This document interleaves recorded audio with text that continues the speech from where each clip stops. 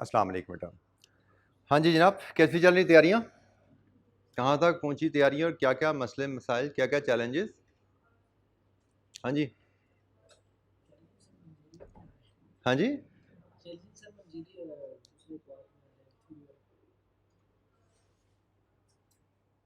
दोबारा बोलो, मुझे समझ नहीं आई।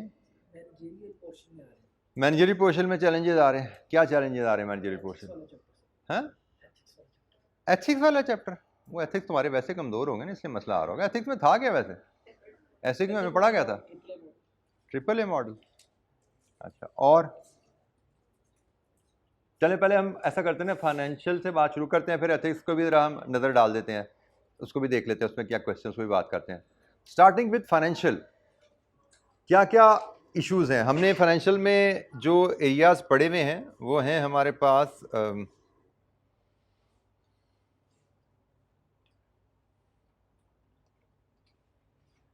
ये जनाब हमारे पास एरियाज़ थे जो हमने पढ़े थे। Production, investor appraisal, project appraisal, source of finance, cost of finance, working capital, financial risk management and budgeting. ये जनाब हमारे 6 गिनती के एरियाज़ हैं जिनमें से हम एक्सपेक्ट करते हैं 65 से 70 नंबर। और पास होने के लिए समझिए हमारे लिए ये एरियाज इंशाअल्लाह एक अच्छे बच्चे के लिए तो यही एरिया पास होने के लिए काफ़ी होते हैं। लेकिन बताइए ज़रा, जिस इन एरियाज़ को हमने अच्छे से तैयार किया हो तो जो पास पेपर का ट्रेंड है, हमारा MFA का पेपर बहुत मुश्किल होता नहीं है। सिर्फ बजटिंग का क्वेश्चन है जो कभी कभी बच्चों को चैलेंज करता है। बाकी generally speaking if you ask me, अगर आपने सिर्फ क्लासरूम लेवल की तैयारी भी की हुई है ना, क्लासरूम में जो सवाल आपको करवाए गए उनको आपने समझ के किया हुआ है, तो MFA का पेपर फाइनेंशियल एनालिसिस का पर्चा आपका कहीं जाता नहीं है। जी बोलिए जनाब, वन बाय वन शुरू करते हैं। हमारा एजेंडा रहेगा हर टॉपिक पे जो इश्यूज हैं आपके लर्निंग में, क्वेश्चंस में, प्रैक्टिस करते हुए कोई इशू सामने आया आप मेरे सामने रखेंगे भी ये चैलेंज है, ये चीज़ समझ नहीं आ रही थी, रिवीजन में प्रॉब्लम आया, प्रैक्टिस में प्रॉब्लम आया, आप मुझसे क्वेश्चन करते जाएंगे और मैं उसका जवाब इंशाअल्लाह आपको देता जाऊंगा। Problem based discussion. हाँ जी शुरू कीजिए, कहाँ से शुरू करना है? रैंडम क्वेश्चन, किसी बच्चे के दिन में जो सवाल एक लिस्ट है वो पूछता जाए। हाँ जी, प्रोजेक्ट अप्रेजल से कोई सवाल, कोई इशू?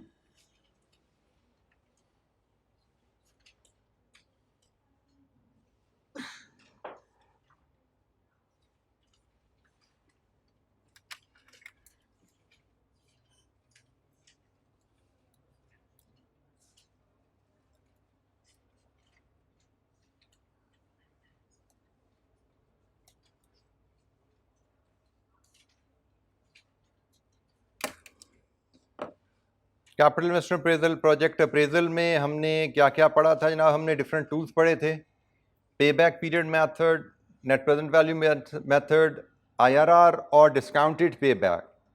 और हमने इसमें even cash flows, uneven cash flows को लेके पे बैक पीरियड कैलकुलेट करना, उसका डिसीजन रूल क्या था, इस पे बात हुई थी। और अकाउंटिंग, प्रॉफिट और कैश फ्लो का आपस में रिलेशनशिप क्या है, पे back period cash flow based method है। टाइम वैल्यू ऑफ मनी का कॉन्सेप्ट सीखा था हमने, डिस्काउंटिंग सीखी थी हमने, और डिस्काउंटिंग को लेके NPV के मीनिंग क्या है, NPV और IRR क्या है। जी एनी क्वेश्चन, किसी बेसिक चीज़ की अंडरस्टैंडिंग पे भी कोई सवाल है बेटा आप पूछ सकते हैं।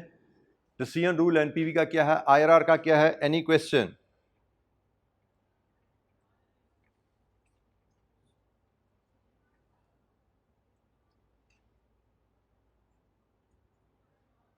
मल्टीपल IRR का इशू हमें MCQ के रेफरेंस से ही आ सकता है, अदरवाइज नहीं आ सकता।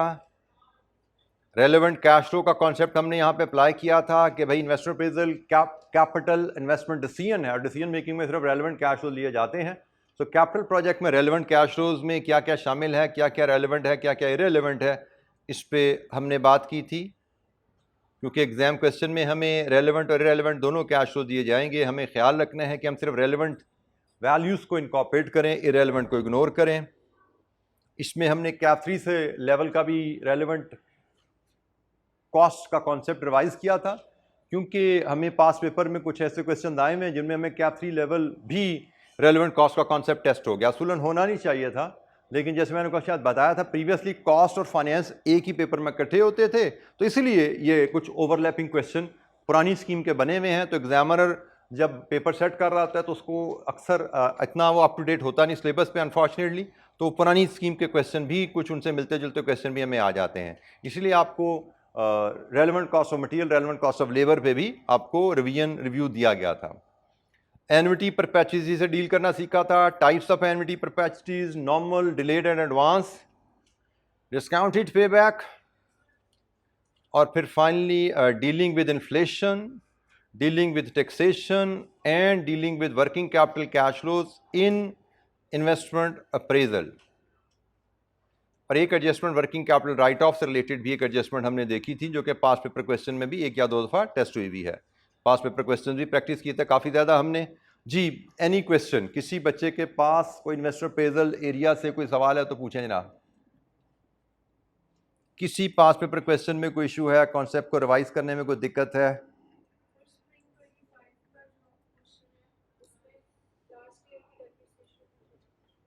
स्प्रिंग 25 का क्वेश्चन वैसे तो मैं आपसे इंशाअल्लाह शेयर कर लूँगा, लेकिन चलें देख लेते हैं। अब आपने क्वेश्चन पूछ लिया तो अभी डिस्कस कर लेते हैं। स्प्रिंग 25 का क्वेश्चन हमारे पास यहाँ पे है।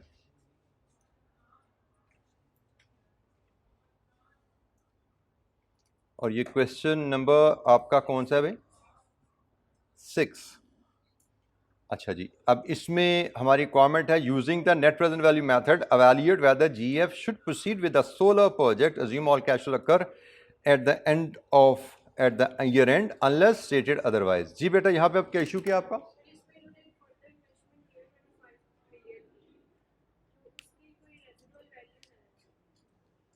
Note number, the solar farm is expected to produce and sell this first year with an anticipated annual efficiency of decline 2%. To counteract, GFE plans to invest additional 25 million at the start of the 4th year to restore the efficiency back to 8,000। जी बेटा, अब इसमें issue क्या है?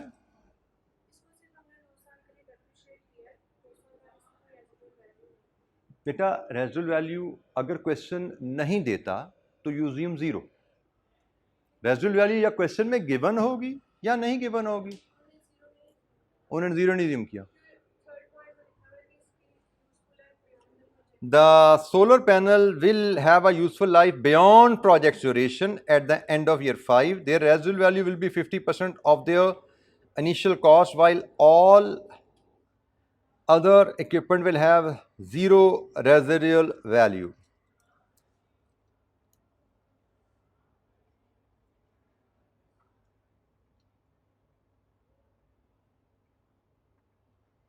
जी बेटा, अब दोबारा बोलिए, आप क्या कह रहे हैं?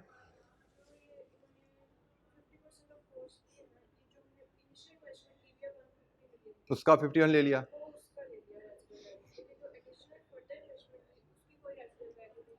बेटा सवाल को पढ़ना इसीलिए अहम कहा जाता है। मैंने एक वर्ड हाईलाइट कर दिया, the solar panel will have, और ये जो इनिशियल इन्वेस्टमेंट है, the project require initial investment of 200 million with 150 million allocated for the solar panel and 50 million for the infrastructure. तो आपने जो 50% रेजिडुअल वैल्यू ली है वो इसकी ली होगी, एम आई राइट? तो ये 150 जो है ये किसका है? सोलर पैनल का। ये रेजिडुअल वैल्यू किसकी है? सोलर पैनल की। क्या ये सोलर पैनल है? Read the question carefully. वो मैंने पहले बता दिया, अगर किसी एसेट की रेजिडुअल वैल्यू गिवन है तो लो, नहीं गिवन तो 0। ठीक है, उसने कहा ये जो सोलर पैनल हैं इनकी रेजिडुअल वैल्यू 50% ले लो, बाकी का उसने जिक्र ही नहीं किया। तो जिसका जिक्र नहीं किया उसकी रेजिडुअल वैल्यू 0 आएगी। ये सोलर पैनल नहीं है, ये तो उसने एफिशिएंसी ड्रॉप हो रही थी, मे बी उसकी कोई सफाई सुथराई की है, कोई उसके इक्विपमेंट में कोई चेंजेस की हैं, कोई तारों की सफाइयाँ सुथराइयाँ की हैं, कोई वायरिंग बदली है। ये सोलर पैनल नहीं है। सोलर पैनल तो अच्छा, इसीलिए बेटा मैं आपको थोड़ा कहता हूँ ना कि बिजनेस को थोड़ा समझने की भी ज़रूरत होती है बिजनेस के क्वेश्चन को आंसर करने के लिए। अब हमारा जो सोलर पैनल के पावर यूनिट लगते हैं ना, ये बिजनेसेस में, घरों पे, उसमें 3 मेजर कंपोनेंट्स होते हैं। एक सोलर पैनल एंड इंफ्रास्ट्रक्चर, उनका जो स्टैंड होते हैं, एक ये मेजर कॉस्ट होती है, एक उनकी वायरिंग होती है, तारें जो बिछती हैं, और एक इन्वर्टर होता है। ये 3 मेजर कंपोनेंट्स हैं आपकी कॉस्ट के। ठीक है, तो उसने जैसे यहाँ पे क्लियरली कहा ना, कभी 200 में से 150 सोलर पैनल है एंड 50 मिलियन फॉर अदर, जिसमें आप वायरिंग कह लो, इन्वर्टर कह लो, वो चीज़ें आ गई। और फिर उसने कहा भाई सोलर पैनल का 50% रेजिडुअल वैल्यू है, बाकी फारे हो जाएंगे। क्योंकि होता भी प्रैक्टिकली ऐसा ही है, जो सोलर पैनल होते हैं उनकी लाइफ 15-20 साल होती है, और जो इन्वर्टर वगैरह होते हैं उनकी वारंटी लाइफ 5, 7, 8, 10 साल इतनी होती है। ठीक है, तो इसलिए क्वेश्चन को हमने ध्यान से पढ़ना है। जी बेटा, एनी अदर क्वेश्चन? किसी और बच्चे के ज़हन में कोई सवाल?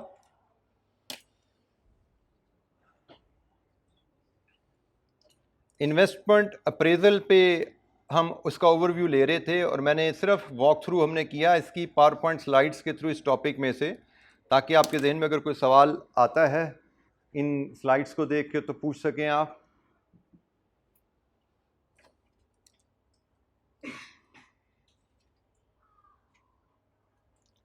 अच्छा, दूसरा हमने जो टॉपिक पढ़ा था that was sources of finance, जो कि प्राइमरली थ्योरी का टॉपिक था, जिस पे हमने बात की है कि ज़्यादातर हमें एमसीक्यूज ही आते हैं, लॉन्ग क्वेश्चन आने के चांसेस कम ही होते हैं।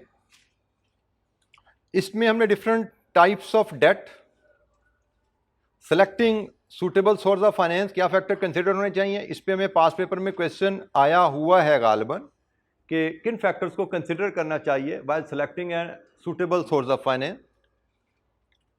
फिर हमने इक्विटी फाइनेंस को डिस्कस किया था, क्या सोर्सेज हैं जिसमें रिटेन्ड अर्निंग आई थी, इश्यू ऑफ शेयर्स था, इश्यू ऑफ शेयर्स में न्यू शेयर्स भी थे, आईपीओ, प्राइवेट प्लेसिंग, इंट्रोडक्शन भी था, इश्यू ऑफ शेयर्स में राइट शेयर्स भी थे।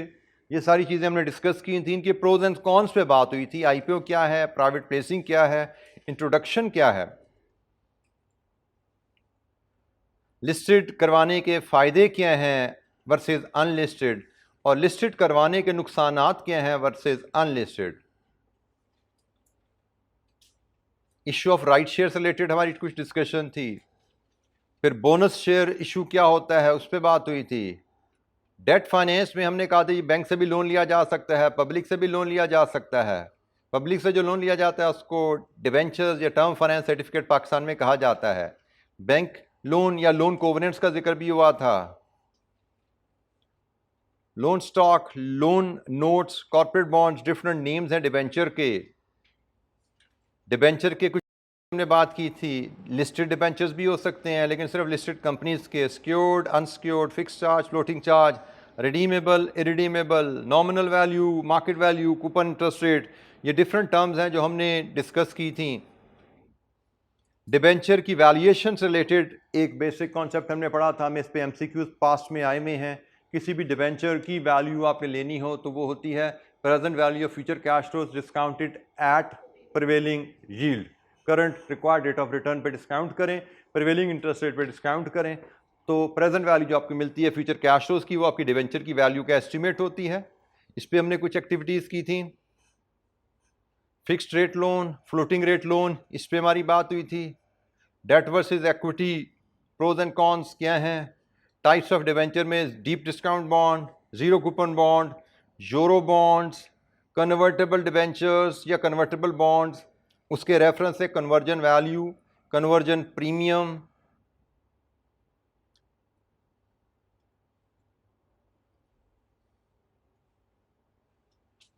Loan stock debenture with warrants,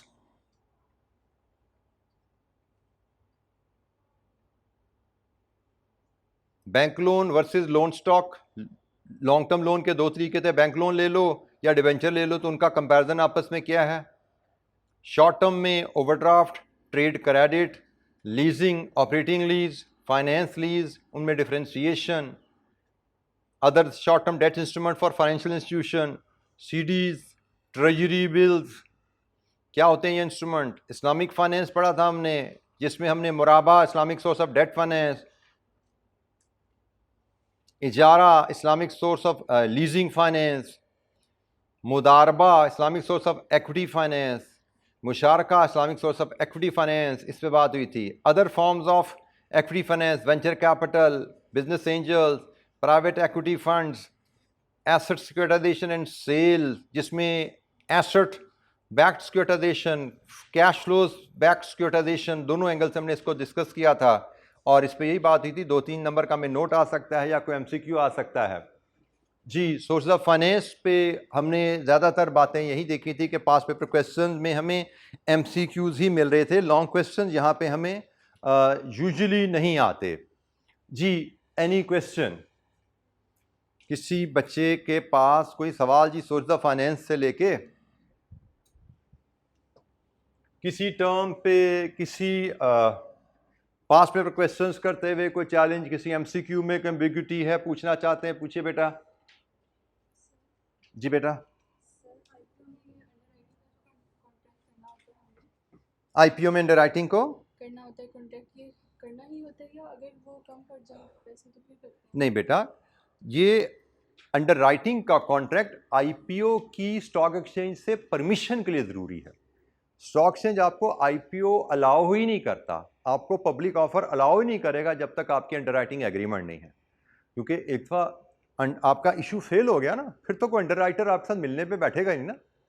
तो ये आपको पब्लिक इशू से पहले एग्रीमेंट करने पड़ते हैं। पब्लिक इशू से पहले एग्रीमेंट होते हैं, फिर स्टॉक एक्सचेंज आपको इजाज़त देती है जी आपके एग्रीमेंट हो गए हैं अंडरराइटिंग के, जी अब आप पब्लिक को ऑफर कर दीजिए, ताकि अगर पब्लिक आपके शेयर्स ना ले तो फिर आप अंडरराइटर्स को बेच देना।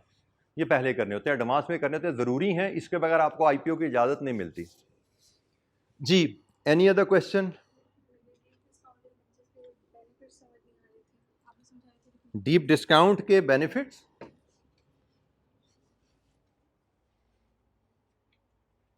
डीप डिस्काउंट और जीरो कूपन बॉन्ड के बेनिफिट्स हमने कंबाइन करके डिस्कस किए थे, अलग-अलग को हाईलाइट नहीं किए थे हमने।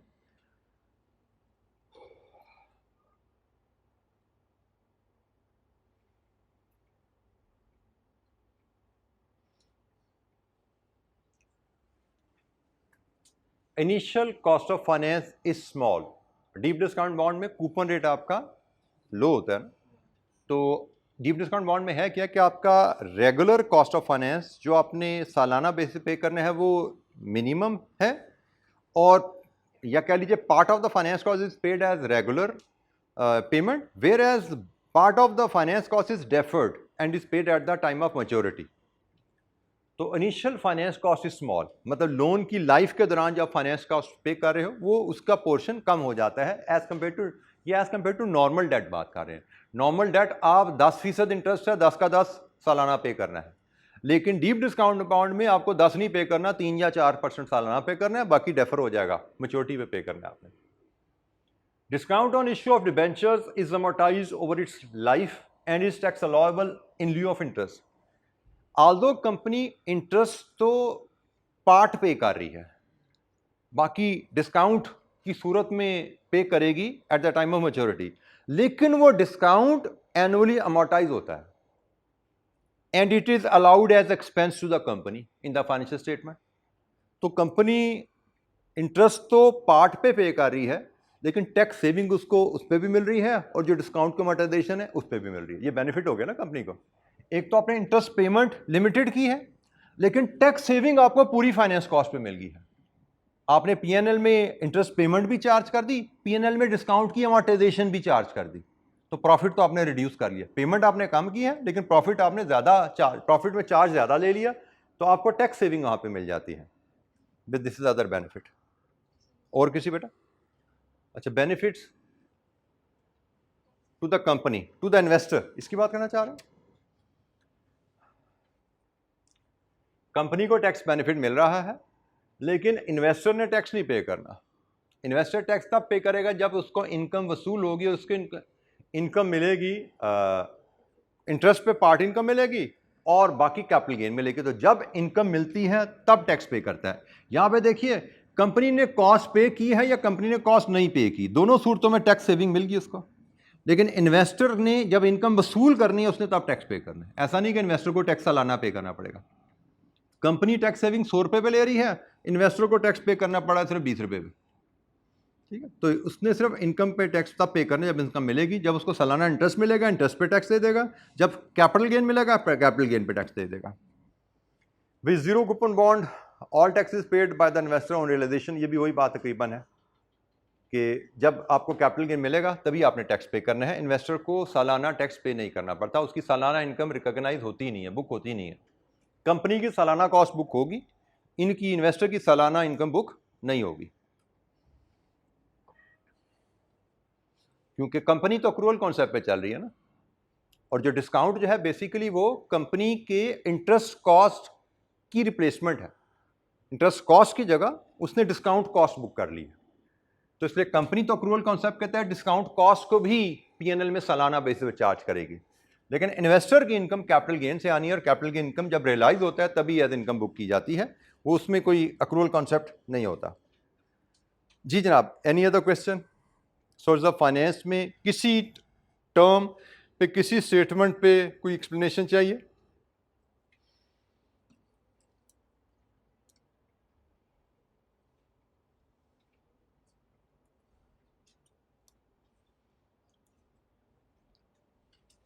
अच्छा जी, कॉस्ट ऑफ कैपिटल एक अहम एरिया हमारा, इन्वेस्टमेंट अप्रेजल अहम एरिया था जनाब, उससे मस्त सवाल आता ही आता है। सोर्स ऑफ फाइनेंस से एमसीक्यूज आते हैं, और कॉस्ट ऑफ कैपिटल से भी हमें एक तकरीबन पक्का सवाल आता ही आता है। पास पेपर एनालिसिस तो यही बताता है कि हमें long question 14 number, 12 number, 12 number, 11 number, 12 number, almost हर अटेम्प्ट में कॉस्ट ऑफ फाइनेंस पे एक सवाल हमें आ रहा है, तो we need to be ready for that. जी, पिछली डेट में देखिए 15 नंबर इन्वेस्टर अप्रेजल से आया, 14 यहाँ से, उससे पीछे भी 15 14 ही था, उससे पीछे 16 12 था, तो 28 27 29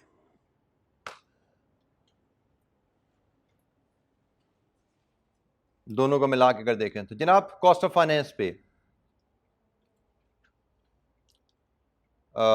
कॉस्ट ऑफ फाइनेंस या कॉस्ट ऑफ कैपिटल के क्या स्टेप्स हैं? किसी कंपनी का कॉस्ट ऑफ कैपिटल या weighted average cost of capital measure करना हो, उसके क्या स्टेप्स हैं?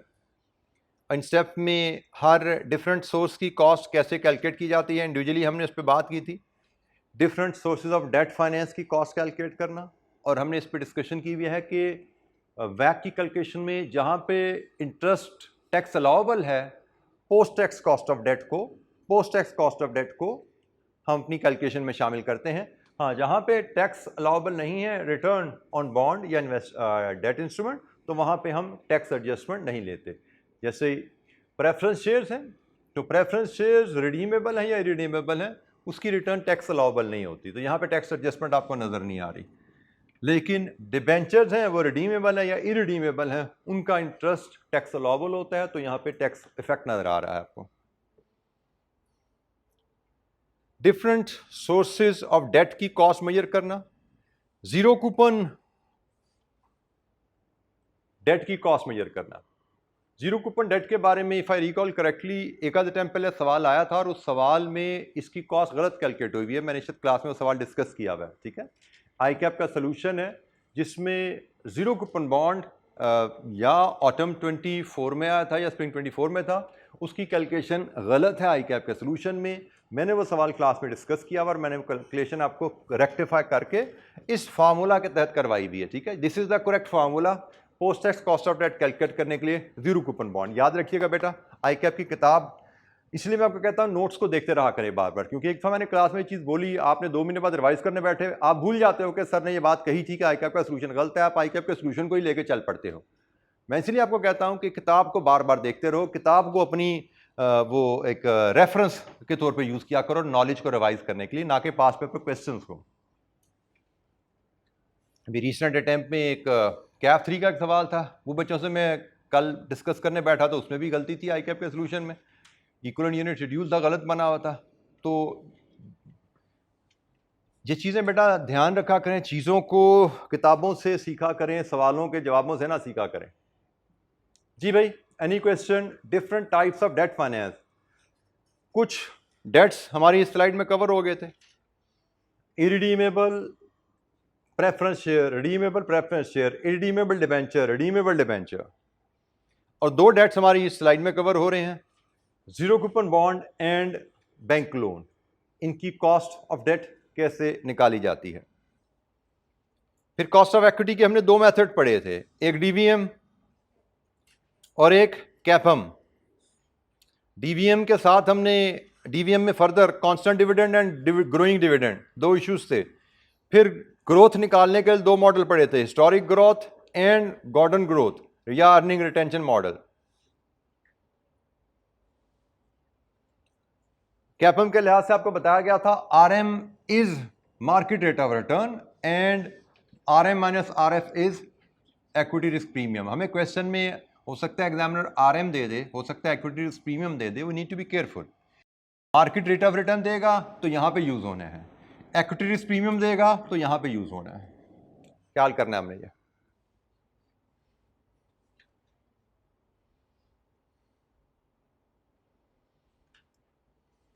फिर डीवीएम के फार्मूला के लेके हमने कुछ calculation, discounting capacity cash flows growing at a constant rate, उस एस्पेक्ट से भी इसको डिस्कस किया था और उसमें भी डिले की एडजस्टमेंट हमने डिस्कस की थी, क्योंकि हमें कोई एमसीक्यू इस अंदाज में भी बन सकता है जिसमें प्रेजेंट वैल्यू की कैलकुलेशन ग्रोइंग कैश फ्लोज की हमें दी जाए विद डिले. तो इस पर भी हमारी बात हुई थी. ये भी एक छोटी सी कैलकुलेशन थी हमने डिस्कस की थी. ये उसकी कुछ एक्टिविटीज थी जो हमने क्लास में की थी रिवीजन के लिए. And then we did a lot of MCQs and past paper question. तो कोई इशू कॉस्ट ऑफ कैपिटल के कॉन्सेप्ट के ऊपर, किसी aspect of cost of capital पे कोई चीज़ अगर आपके जहन में है बेटा, पूछना चाहते हैं पूछिए. ये एक अहम एरिया है और इससे मस्त सवाल हमें 12-14 नंबर का एग्जाम में इंशाअल्लाह आना ही आना है.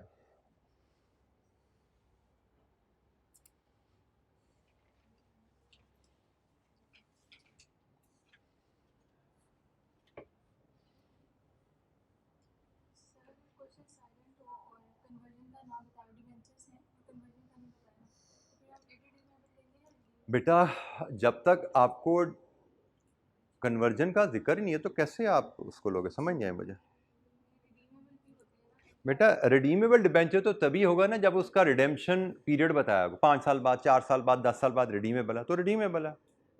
अगर क्वेश्चन में रिडम्पशन का या कन्वर्जन का जिक्र ही नहीं है कि कितने साल बाद रिडीम होना है या कन्वर्ट होना है तो किस में कन्वर्ट होना है, जिक्र ही नहीं है, तो यकीनन वो रिडीमेबल है ना फिर. क्योंकि रिडीमेबल डिबेंचर के लिए आप तो मैच्योरिटी चाहिए, कितने साल बाद डिबेंचर ने मैच्योर हो जाना है. मैच्योरिटी अवेलेबल नहीं है तो आप उसको कितने साल बाद रिडम्पशन, कितने साल बाद conversion, how you can assume such things. ठीक है, आप बिल्कुल अज्यूम नहीं करोगे, आप उसको इरिडीमेबल ही ट्रीट करोगे. यील्ड का कॉन्सेप्ट पढ़ा था तो उसमें हमने कहा था कि यील्ड प्रीटेक्स कॉन्सेप्ट होता है ना, तो यील्ड और कूपन रेट में ये डिफरेंस होता है उसमें यील्ड. बेटा coupon rate can be historic. आज से 5 साल बाद डिबेंचर इशू हुआ था 10% के रेट पे, तो 10% कूपन रेट है उसका. But yield is always prevailing. आज मतलब आज अगर डिबेंचर हो तो आज अगर डिबेंचर इशू हो, आज उसका कूपन रेट क्या रखोगे, वो यील्ड से निकाल लो. लेकिन एक डिबेंचर 5 साल पहले इशू हुआ था, उसका कूपन रेट उस वक्त की यील्ड हो सकता है, आज की यील्ड नहीं है. यील्ड मीन प्रेजेंट, आज का प्रिवेलिंग रेट ऑफ रिटर्न क्या है.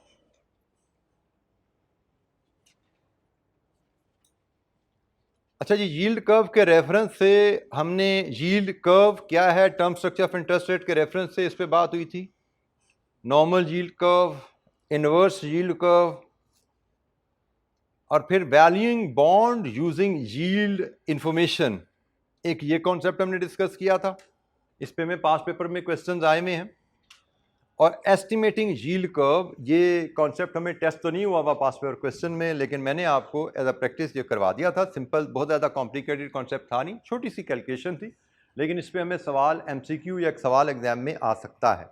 अभी तक टेस्ट नहीं हुआ हुआ एस्टिमेटिंग यील्ड कर्व, ये कॉन्सेप्ट पास में टेस्ट हो चुका है, ये कॉन्सेप्ट पास में टेस्ट नहीं हुआ हुआ. ठीक है जी, लेकिन मैंने आपको दोनों पे आपको पास पेपर क्वेश्चन के साथ साथ जो इलस्ट्रेशन थी वो आपसे शेयर की थी. तो बोलिए जनाब, किसी एस्पेक्ट पे कोई issue, cost of finance and yield curve,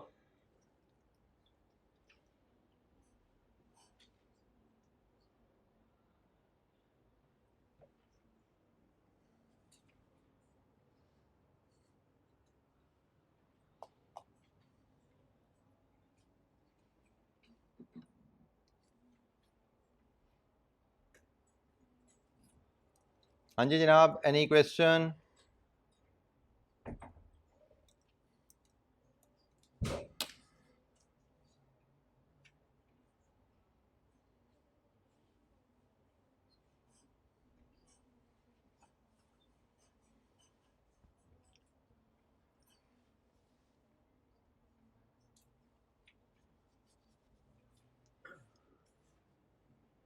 अच्छा जी, नेक्स्ट हमारा एरिया था वर्किंग कैपिटल मैनेजमेंट, जिसमें हमारी बात हुई थी। वर्किंग कैपिटल मैनेजमेंट में हिस्टोरिकली बजटिंग से अल्टरनेट होके लॉन्ग क्वेश्चन भी आता था, लेकिन पिछली 1, 2, 3, 4 अटैम्प्ट से लॉन्ग क्वेश्चन से एग्जामिनर ने इससे हाथ उठाया हुआ है। इसका मतलब ये नहीं कि आ सकता नहीं, लेकिन एग्जामिनर ने थोड़ा कह लीजिए बजटिंग को अहमियत ज़्यादा दे दी, क्योंकि उसको लग रहा था यहाँ के सवाल बच्चे आसानी से हल कर पा रहे हैं, बजटिंग में बच्चों को चैलेंज आ रहा है। तो एग्जामिनर ने वर्किंग कैपिटल को भी सोर्स ऑफ फाइनेंस की तरह एमसीक्यू फोकस रखा हुआ है पिछली कुछ अटैम्प्ट से, और बजटिंग का क्वेश्चन रेगुलरली दिए जा रहा है एग्जामिनर, क्योंकि बजटिंग में देखा जाता है कि जनरली बच्चों को ज़्यादा चैलेंज फेस करना पड़ता है।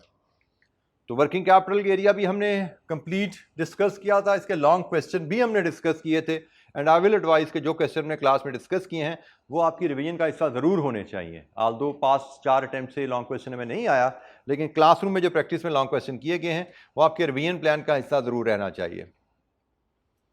वर्किंग कैपिटल क्या है, उसके ऑब्जेक्टिव्स क्या हैं, वर्किंग कैपिटल इन्वेस्टमेंट क्यों ज़रूरी है, cost of financing working capital कैसे निकाली जाती है, वर्किंग कैपिटल में इन्वेस्टमेंट कितनी करनी पड़ेगी किसी बिजनेस को, किन फैक्टर्स पर यह चीज़ डिपेंड करती है, वर्किंग कैपिटल फाइनेंसिंग की क्या ऑप्शंस हैं कंपनी के पास, permanent current asset, fluctuating current assets क्या हैं,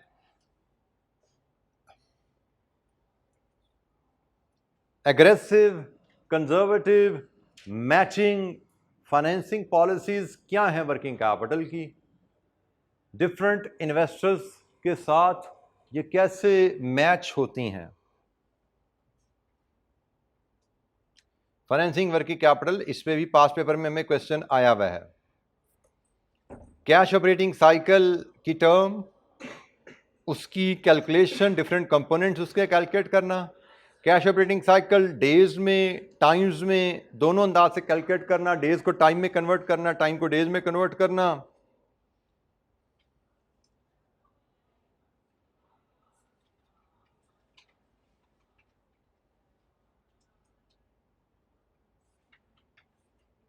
liquidity ratio, current and quick ratio, sales revenue to net working capital ratio, और एमसीक्यूज और लॉन्ग क्वेश्चन हमने इस पे किए थे। जैसे मैंने कहा कि आल्दो पास रिसेंट ट्रेंड में पास पे क्वेश्चन नहीं है, लेकिन मैंने आपसे लॉन्ग क्वेश्चन भी डिस्कस किए थे, क्योंकि you need to be prepared. Long question माजी में आते रहे हैं, आपको भी आ सकते हैं, हम इसको रूल आउट नहीं कर सकते। जी, वर्किंग कैपिटल एरिया से कोई सवाल? नए सिलेबस में सुना है कि एमएफए में वर्किंग कैपिटल एरिया को थोड़ा एक्सपेंड किया जा रहा है, इसमें कुछ एस्पेक्ट मिसिंग थे। वो नए सिलेबस में अभी शायद किताब रिलीज़ हुई नहीं है, maybe within few days आ जाएगी, तो इंशाल्लाह आप लोगों को तो रेलिवेंट नहीं है, लेकिन उसमें थोड़ा सा एडिशन में भी 5 एक चैप्टर भी ऐड किया जा रहा है सस्टेनेबिलिटी रिपोर्टिंग का। तो आप कह सकते हैं कि नए सिलेबस में एमएफए का सिलेबस तकरीबन 12-15% बढ़ाया जा रहा है। पेपर जो एक हल्का पेपर थोड़ा सा था रिलेटिवली, सिलेबस वाइज बहुत हैवी पेपर नहीं था, तो इसको थोड़ा सा इसका वेट एग्जामिनर आई कैप बढ़ा रहा है। एक चैप्टर नया जिसकी ग्रेडिंग पेपर में, ग्रिड में ग्रेडिंग के साथ वो चैप्टर आ रहा है, 10-15% वेटेज के साथ ग्रिड में एक नया टॉपिक ऐड हो रहा है, और कुछ सुना है वर्किंग कैपिटल के एरिया भी एक्सपैंड हो रहा है। जी, एनी क्वेश्चन? जी बेटा। आप इंशाल्लाह पास हो जाएगा तो आपके लिए वैसे ही यूजलेस है इंशाल्लाह, हैं बेटा। मेरे ख्याल में जैसे मैंने कहा ना कि आपका एक चैप्टर ऐड हो रहा है और वर्किंग कैपिटल में थोड़ी एडिशन आ रही है, तो बाकी सिलेबस में आप समझो 90% सिलेबस, 88% सिलेबस सेम है।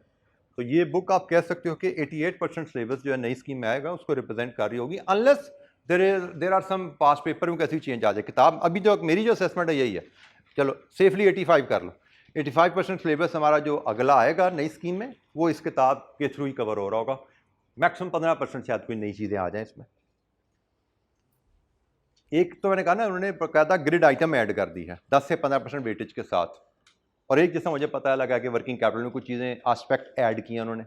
तो ये 2 एरियाज तो मुझे पता है, इसके अलावा कोई जब किताब आएगी तो पता लगेगा कोई मजीद उन्होंने चेंज किया आई कैप ने कि नहीं की। मेरा ख्याल है कि इतना ही होगा, 85% of the syllabus will be the same जो हम ऑलरेडी पढ़ रहे हैं। जी, any question working capital management से भाई?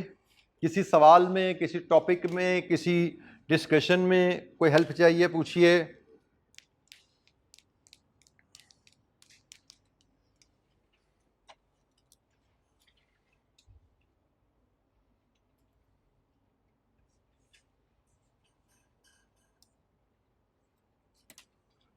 एक मिनट बेटा। जी बेटा, पास्ट पेपर का क्वेश्चन नंबर 3 पास्ट पेपर का क्वेश्चन नंबर 3। इसमें ना रिक्वायरमेंट में उन्होंने हमसे बस ये कहा था कि क्रेडिट पॉलिसी का फिर कंपनी की प्रॉफिटेबिलिटी को बताना। मैं ज़रा खोल लूँ सामने अपने ज़रा। Past paper of working capital question number 3।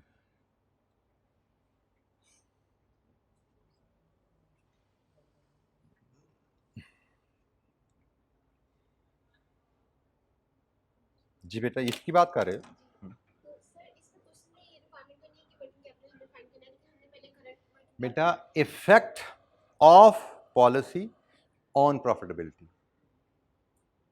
तो पॉलिसी का बदलना आपके प्रॉफिट्स को कैसे कैसे असरअंदाज कर रहा है, उनमें से एक असर वर्किंग कैपिटल इन्वेस्टमेंट भी तो है ना। पॉलिसी बदलोगे तो वर्किंग कैपिटल इन्वेस्टमेंट बदलेगी, इन्वेस्टमेंट बदलेगी तो उसकी कॉस्ट बदलेगी, और कॉस्ट बदलेगी तो प्रॉफिटेबिलिटी हिट हो जाएगी। ठीक है, तो इसलिए हमने वर्किंग कैपिटल इन्वेस्टमेंट को भी देखना है। इसमें दो एस्पेक्ट देखे गए ना, एक हमारी वर्किंग कैपिटल इन्वेस्टमेंट में कितनी चेंज आएगी, उस चेंज की कॉस्ट ऑफ फाइनेंस कितनी है। ये हमारी कॉस्ट ऑफ फाइनेंस जो हमें देनी पड़ेगी पॉलिसी चेंज करने की वजह से, और ये गालिबन हमारी इनकम है जो पॉलिसी चेंज करने से हम कमाएंगे एडिशनल मार्जिन। तो अगर हम पॉलिसी चेंज करते हैं ये एडिशनल मार्जिन कमाएंगे और ये एडिशनल खर्चा करना पड़ेगा, तो नेट में इनकम ज़्यादा है। नेट इम्पैक्ट निकालना हो तो इन दोनों का नेट कर लो, दैट इज़ द इम्पैक्ट। उसने टाइम में लिख दिया, आप वैल्यू में लिख दो, फिर बेनिफिट इतने मिलियन ज़्यादा है, नेट बेनिफिट। प्रॉफिटेबिलिटी में इम्पैक्ट लेने हैं, सो पॉलिसी का effect on income and cost दोनों को कंसिडर करना है। जी जनाब, एनी क्वेश्चन?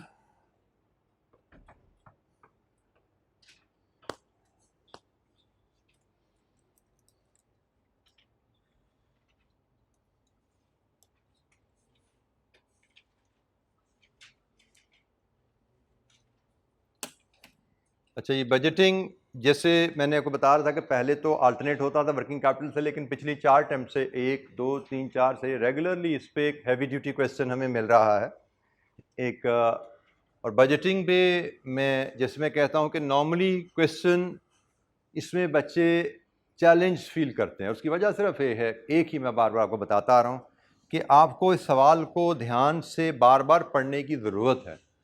आम क्वेश्चन अगर 2 या 3 दफ़ा पढ़ना चाहिए तो ये क्वेश्चन 3 या 4 दफ़ा पढ़ना पड़ता है, फिर समझ आता है। लेकिन हमारे स्टूडेंट्स चूँकि पढ़ने से घबराते हैं, इसलिए इस सवाल में उनकी परफॉर्मेंस जनरली पुअर हो जाती है। जैसे रिसेंट टाइम का सवाल मैंने आपसे शेयर किया था, उसमें मुझसे काफ़ी ज़्यादा बच्चों की फरमाइश आ रही थी कि ये सवाल समझ नहीं आ रहा, रेवेन्यू की वर्किंग इसमें हो नहीं रही। तो हालांकि उसमें सिर्फ क्वेश्चन की रीडिंग के अलावा कोई चैलेंज था ही नहीं, सिर्फ क्वेश्चन को बार बार ध्यान से पढ़ने की ज़रूरत थी। वो क्वेश्चन नंबर 8 था गालिबन, और इसका पास रेट भी काफ़ी लो है, जिसका मतलब है कि इन जनरल बच्चों को इसमें प्रॉब्लम आई। हालांकि उसमें प्रॉब्लम वाली बात थी कोई नहीं, सिर्फ क्वेश्चन को आपको ध्यान से पढ़ना है और समझना था कि भाई बातें क्या हो रही हैं, और सवाल को आप पढ़ पाते हो, समझ पाते हो, तो चीज़ें आसानी से हो जाती। क्योंकि इसमें मैंने कहा ना था, आपको पढ़ाते हुए बताया था कि इसमें कोई फॉर्मेट फार्मूलाज हैं ही नहीं। बेसिक से पीएनएल बनाने हैं, revenue minus cost equal to profit, ये कैलकुलेट करना है। रेवेन्यू कैसे आने हैं, यूनिट्स और प्राइस ये डिटर्मिन करना विल बी चैलेंज। कॉस्ट कैसे निकालनी है, material, labour, overhead, different components वो देगा, दैट इज़ द चैलेंज। सब कुछ सवाल के अंदर है, आपको सवाल को ही बार बार 2 3 4 दफ़ा पढ़ना है, तो आपको चीज़ें सवाल में से ही मिलने वाली हैं। लेकिन जैसे मैंने कहा कि इसमें बच्चे सवाल पढ़ने पे इम्पेशेंट हो जाते हैं, जिसकी वजह से इस एरिया में परफॉर्मेंस लो हो जाती है। अब ये सवाल ऐसा था नहीं जिसको हम कहें कि इतने ज़्यादा चैलेंजिंग ये क्वेश्चन बनता, लेकिन स्टूडेंट्स ने अपनी लैक ऑफ रीडिंग हैबिट की वजह से इसको चैलेंज बनाया। बजटिंग में ये भी आप देख सकते हैं, cash budget, PNL budget, cash budget, cash budget. Chances ये हैं कि कमिंग एग्जाम में शायद पीएनएल का बजट का सवाल शायद आए। नहीं, रिसेंट में तो पीएनएल था, रिसेंट में पीएनएल था, मैंने गलत लिखा हुआ यहाँ पे। स्प्रिंग 25 में तो हमारा पीएनएल था।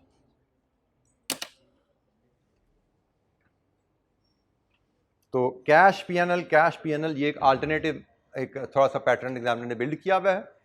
ये हिस्टोरिकली भी ऐसे ही होता था, सीए फाइनल में भी यह टॉपिक होता था ना, तो ऐसे ही चलता था एग्जामिनर। पहले उसने पैटर्न बिल्ड किया हुआ था ये वाला, अब उसने पैटर्न ये वाला बिल्ड कर लिया। कोई ना कोई पैटर्न वो बिल्ड कर ही लेता है, लेकिन ब्रेक भी कर देता है पैटर्न, ये भी याद रखिएगा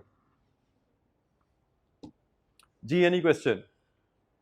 बजटिंग के एरिया पे कोई इशू, किसी सवाल में कोई चैलेंज, कोई एडजस्टमेंट समझ नहीं आ रही, कोई डिस्कस करना चाहते हैं, पूछे बेटा।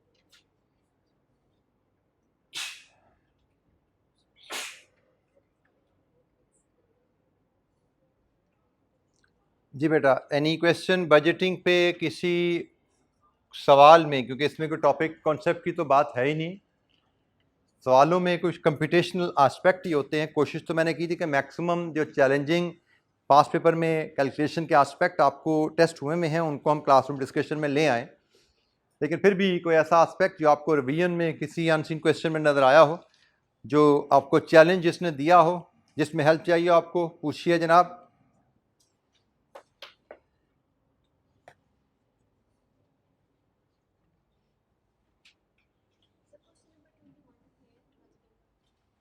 बजटिंग का question number 21।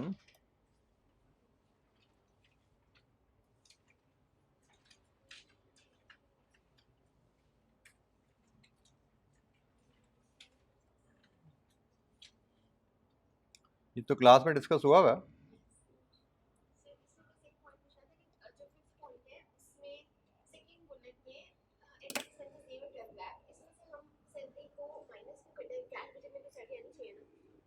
Administrative expenses would amount to 1.2 million per month.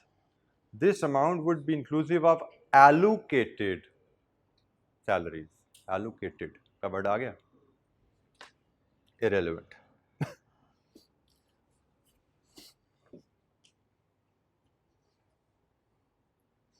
इस प्रोजेक्ट की वजह से खर्चे नहीं हो रहे, वो सैलरीज का उन सैलरीज का इस प्रोजेक्ट से जिसका ये बजट बना रहे हैं कोई ताल्लुक नहीं है।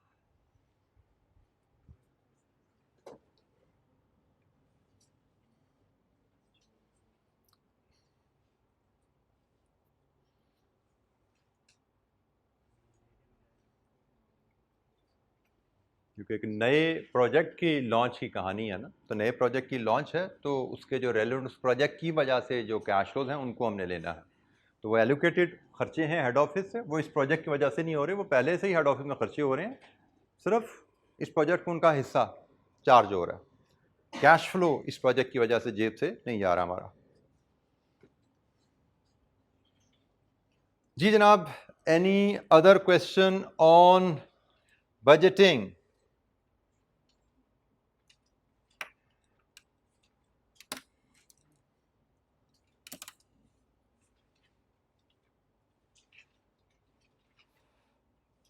अच्छा जी, फाइनेंशियल एरिया का आखिरी जो टॉपिक हमने पढ़ा था that was financial risk management.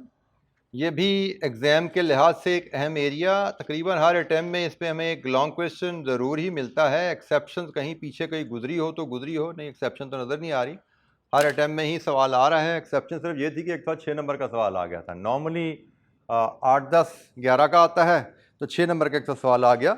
लेकिन एक मस्ट अपीयर क्वेश्चन है FRM फाइनेंशियल रिस्क मैनेजमेंट के एरिया से।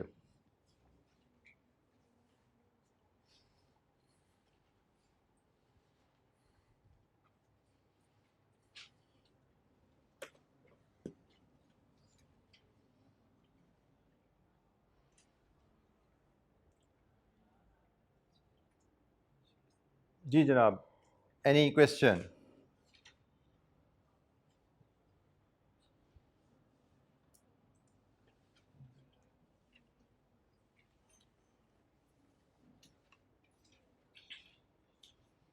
फाइनेंशियल रिस्क मैनेजमेंट के लिहाज से हमने सबसे पहले फाइनेंशियल ऑब्जेक्टिव को डिफाइन किया था, फिर हमने टाइप्स ऑफ फाइनेंशियल रिस्क पे बात की थी और हमारे 95% 97% डिस्कशन मार्केट रिस्क पर रही थी।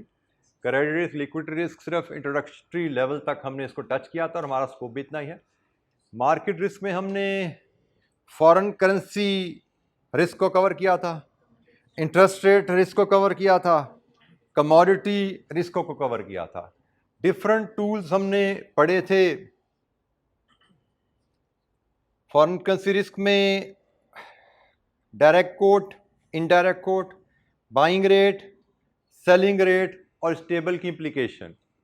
मैंने आपको क्लियरली फिर रिमाइंड करा दूं कि भाई बाइंग सेलिंग का रेट, मल्टीप्लिकेशन डिवीजन का फैसला इस टेबल के बगैर एग्जाम में नहीं करना। जब भी फॉरेन करेंसी का सवाल सामने आए फ़ौरन रफ पेज पे जाके ये टेबल आपने बना लेना है, जैसे मैं क्लास में सारे सवाल कराता रहा हूँ। फिर आपने अप्रोप्रिएट रेट को सिलेक्ट करना है। और यहाँ पे आपको बताया था कि हम यहाँ पे वी बाय वी सेल कर रहे होते हैं, लेकिन एग्जामिनर अक्सर क्वेश्चन में बाइंग सेलिंग रेट बता देता है। जब एग्जामिनर ने बाइंग सेलिंग रेट बता दिया तो हमारे लिए ये वाला टेबल इरेलीवेंट हो जाता है। हमें सिर्फ मल्टीप्लिकेशन डिवीजन का ख्याल रखना होता है, क्योंकि हमें पता है कि बाइंग रेट जो एग्जामिनर ने दिया उस रेट पे हम सेल करते हैं, क्योंकि वो बाइंग रेट बैंक का है। सेलिंग रेट जो एग्जामिनर ने दिया उस पर हम बाय करते हैं। तो रेट बाइंग सेलिंग एग्जामिनर बाज का हमें दे देता है। बाज का सिर्फ हाई लो लिखेगा, दो रेट्स लिखेगा, ऊपर हेडिंग नहीं देता है। हेडिंग दे दो तो हमारी ज़िंदगी आसान हो जाती है। बस ख्याल रखना है कि वो बाइंग सेलिंग बैंक के रेफरेंस से होता है। अक्सर बच्चे मुझसे क्वेश्चन जो करते रहे, पता लगा मुझे कि इस टेबल को इग्नोर करके सवाल हल करने की कोशिश करते हैं और फिर गड़बड़ करते हैं, पूछते हैं कि ये सवाल हमारा गलत क्यों हो रहा है। टेबल पे तवज्जो दिलाई जाती है तो सारी चीज़ें ठीक हो जाती हैं। प्रीमियम डिस्काउंट पे बात हुई थी फॉरवर्ड रेट के रेफरेंस से। प्रीमियम ऐड कब करना है, प्रीमियम लेस कब करना है, उस पर भी बात हुई थी हमारी। कोटेशन के डिफरेंट मेथड्स, जिनमें रुपीस, पैसा, पॉइंट्स, कैसे उसको एडजस्ट किया जाता है। मनी मार्केट हेज, रिसीट का, पेमेंट का, currency future, currency options, interest rate risk में भी हमने डिस्कशन की थी डिफरेंट टूल्स की। एफआरए, फ्यूचर्स एंड ऑप्शंस, उनका मैकेनिज्म हमने कुछ डिस्कस किया था और इसमें मैंने आपको थोड़ा सा बता दिया था। फिर याद करा दूं कि इसके मैकेनिज्म में जो हम कैफ 6 में पढ़ रहे हैं, थोड़ी सी एनॉमली क्रिएट हुई भी है डिस्कशन, क्योंकि लिमिटेड स्कोप डिस्कशन है। उस लिमिटेड स्कोप डिस्कशन के लिहाज से यहाँ पे जो हमने डिस्कशन की है, आप सीफैप में जाएंगे वहाँ पे उसका आस्पेक्ट थोड़े से बदलेंगे, कॉन्सेप्ट की एक्सप्लेनेशन थोड़ी बदलेगी। तो वो ये आई कैप ने इसमें लिमिटेशन पैदा की हुई अपनी किताब में चीज़ों को समराइज़ करते हुए। तो मैंने जो किताब में जिस समरी अंदाज में चीज़ें अवेलेबल हैं वैसे ही आपसे डिस्कस की हैं। सीफैप में इंशाअल्लाह आएंगे BFD में, तो वहाँ पे इन चीज़ों को हम ज़्यादा बेहतर अंदाज में और करेक्ट वे में डिटेल में डिस्कस कर रहे होंगे इंशाअल्लाह। Tick, tick size, value of tick, different terms discuss हुई हमारी। जी जनाब, एनी क्वेश्चन?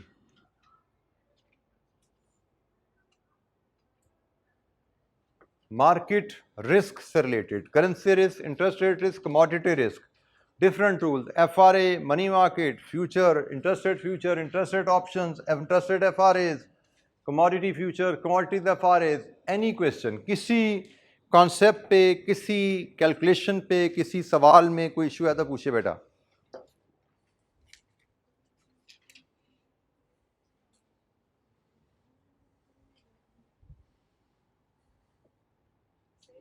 जी बेटा,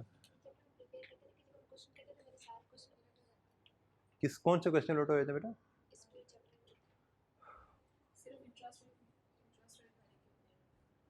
कैसे उलट हो जाते हैं बेटा? बेटा बाइंग सेलिंग ना, आपको थोड़ा सा एक चार्ट बना के अपने सामने रख लें। आप एक चार्ट पे लिखें कि भाई एफआरए में लोन को हेज करना है तो कैसे करना है, एफआरए में डिपॉजिट को हेज करना तो कैसे करना है, इंटरेस्ट रेट फ्यूचर में लोन को हेज करना है तो कैसे करना है, और डिपॉजिट को हेज करना है तो कैसे करना है। आप एक पेज पे इतनी समरी बना के उसको अपने सामने पेश कर लीजिए, उसको देखते रहिए, पिक्चर मेमोरी आपके दिमाग में बैठ जाएगी।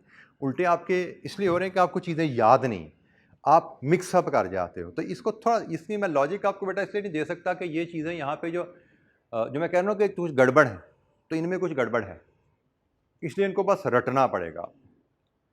ठीक है, तो आपको वो टेबल पे चीज़ें लिख के कि भाई इंटरेस्ट रेट,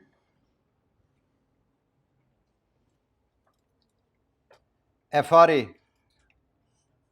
लोन, आपने यहाँ पे लिखना है, एक हेडिंग लगाओगे transaction to be hedged,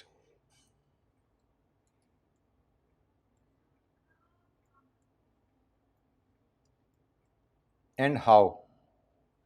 for example FRA है, लोन है, तो कैसे हेज होता है FRA लोन। अब ये चूंकि उल्टे पुल्टे हैं ना, ये मुझे भी भूल जाते हैं, इसलिए मैं आपको कह रहा हूँ कि आपको ये रटने पड़ेंगे। FRA लोन कैसे हेज होता है, बाय FRA। ठीक है जी, हालांकि ये बाय की टर्म यूज़ ना भी करो तो FRA टू बोरो लिख दो तो ठीक हो जाता है मसला। FRA में टर्म इतनी अहम नहीं है, मतलब क्योंकि FRA में तो आपने सिर्फ रेट सेलेक्ट करना है, उस पर एग्रीमेंट करना है, लेकिन इन केस आपको अगर टर्म याद रखनी है, क्योंकि आपको MCQ भी तो आ सकता है ना, इसलिए आपको ये टर्म याद रखनी है। तो आपने कहा जी लोन बाय FRA से हैज होगा, और FRA में डिपॉजिट सेल FRA से हैज होगा।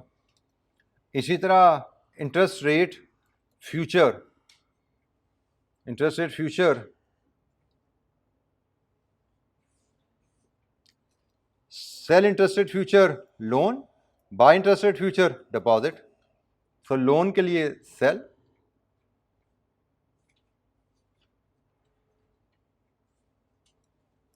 IRF loan sell interest rate future, और डिपॉजिट के लिए बाय इंटरेस्ट रेट फ्यूचर। और इसमें तो चूंकि इंटरेस्ट रेट फ्यूचर है, रिवर्स एग्रीमेंट भी होना होता है, तो सेल करके सेटअप करोगे तो क्लोज कैसे होने हैं, buy FI interest rate future से। और ये कैसे क्लोज होना है, सेल इंटरेस्ट रेट फ्यूचर से। इसमें तो आपको क्लोज के लिए टर्म देने की जरूरत नहीं है, ये तो FRA सेटलमेंट के थ्रू क्लोज होता है, इसलिए मैं कह रहा हूँ यहाँ पे बाय सेल ना भी लिखो तो हर्ज नहीं है, लेकिन इधर बाय सेल देना जरूरी है क्योंकि सेल और बाय करोगे तो गेन लॉस निकलना होता है। ठीक है, तो ये आप इस तरह समरी बना लो, ये समरी बना के अपने सामने रख लो, आते जाते उठते बैठते देखोगे तो एक दो दिन में याद हो जाएगी। ये रट्टा ही लगाना पड़ेगा। BFD में आओगे ना आप, BFD में I will give you logical explanation, मैं आपको लॉजिकली याद करवा दूंगा, लेकिन यहाँ पे मैं लॉजिकली याद करवा नहीं सकता क्योंकि यहाँ पे लॉजिक घुमाई में है, ये जो मैं कह रहा हूँ गड़बड़ है वो यहीं पे गड़बड़ है, इंटरेस्ट रेट में ही गड़बड़ है, तो इसलिए इसको सिर्फ आपको रटा करना पड़ेगा। ये टर्म्स जो हैं उल्टी पुल्टी हुई हुई हैं, इसलिए आपको उनको टर्म्स को रटा ही लगाना पड़ेगा। इसी तरह आपका कौन सा रह गया, फ्यूचर रह गया और ऑप्शन रह गया। ऑप्शन इंटरेस्ट रेट की, तो जनाब ऑप्शन में भी अब देख लें यहाँ पे क्या है जी,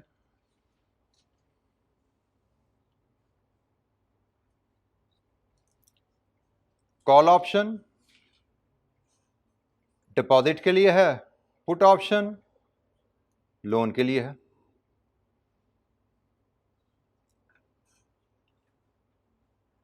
लोन डिपॉजिट, लोन के लिए कॉल ऑप्शन, उल्टा तो नहीं लिख रहा मैं, उल्टा लिख रहा हूँ शायद, कॉल ऑप्शन डिपॉजिट के लिए है, पुट ऑप्शन लोन के लिए है। कॉल ऑप्शन डिपॉजिट के लिए है।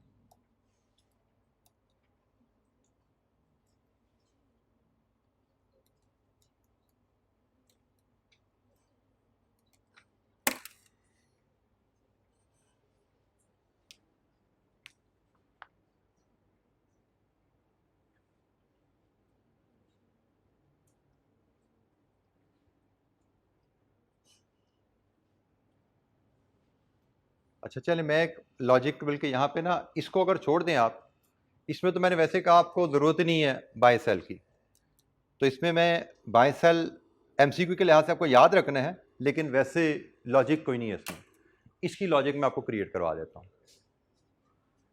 जब आपने लोन लेना होता है, ज़रा तोजह सुनिएगा, अब मैं लॉजिक आपको क्रिएट करने लगा यहाँ पे। पहले इसकी हम लॉजिक फ्यूचर की बात करें। जब आपने लोन लेना है, लोन लेने का मतलब फाइनेंस रेज करना या फाइनेंस इन्वेस्ट करना? रेज करना।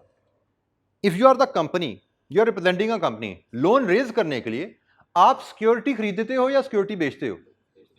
बेचते हो। लोन रेज करने के लिए डिवेंचर बेचोगे, शेयर बेचोगे, फ्यूचर बेचोगे। सेटअप हो गया, सेल से सेटअप हो गया तो रिवर्स तो बाय से ही होना है ना। तो जनाब लोन याद रख लो, इंटरेस्ट रेट फ्यूचर की बात कर रहे हैं। लोन रेज करने के लिए you sell security, loan raise करने के लिए यू सेल सिक्योरिटी। ये चीज समझ आ रही है सबको बेटा? तो जनाब सेल सिक्योरिटी से लोन रेज होता है, सेल फ्यूचर से लोन हेज होता है। डिपॉजिट के लिए यू बाय सिक्योरिटी, मतलब डिपॉजिट इन्वेस्टमेंट ना, आपने इन्वेस्टमेंट करनी है तो आप शेयर्स बाय करोगे, डिवेंचर बाय करोगे, सिक्योरिटी खरीदते हो। तो डिपॉजिट के लिए सिक्योरिटी खरीदते हो, buy future, deposit hedge buy future से हो जाएगा और रिवर्स से हो जाता है खत्म। अच्छा अब जरा तवज्जो से देखो, interest future, future loan sell हो गया, डिपॉजिट बाय हो गया। सेल की ऑप्शन कौन सी होती है? पुट। सेल की ऑप्शन कौन सी होती है और बाय की ऑप्शन कौन सी होती है? तो जनाब ऑप्शन भी आपका क्लियर हो गया। लोन इधर सेल है तो इधर पुट आ गया, डिपॉजिट इधर बाय है तो इधर कॉल आ गया।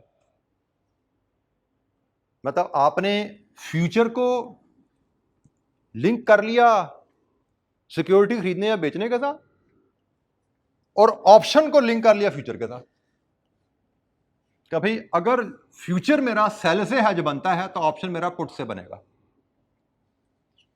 फ्यूचर में हेज अगर मेरा बाय से बनता है तो ऑप्शन में हेज मेरा कॉल से बनेगा। ठीक हो गया? तो आप इतने रटा लगाना, रटा लगा लो। लॉजिक मैंने आपको दे दी है, इनकी कोई लॉजिक नहीं है। ठीक है, ये उलट पुलट काम है, इसको छोड़ दो। नीचे लॉजिक भी आ गई आपके पास। और अगर और ही आसानी रखनी है ना तो एक और आसानी रखनी तो रख लो भाई, IRF का रिवर्स FRA। इधर सेल से है, इधर बाय से, इधर बाय से, इधर सेल से। ये लॉजिक है, ये लॉजिक है, और ये लॉजिक का रिवर्स है। ठीक है, इसका याद कर लो। ये लॉजिक है, ये लॉजिक है, और इसका रिवर्स FRA।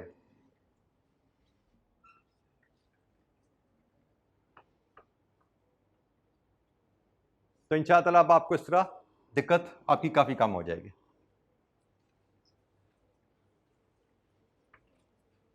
जी जनाब।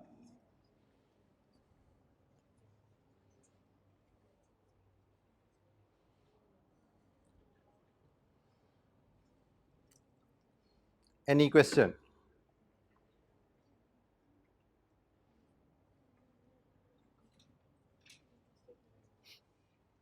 बेटा इसको दोबारा इसको नोट कर लीजिए, इसको सोच लीजिए, इसको एक्सप्लेनेशन करनी है कर लीजिए, मुझसे पूछना दोबारा पूछना पूछ लीजिए।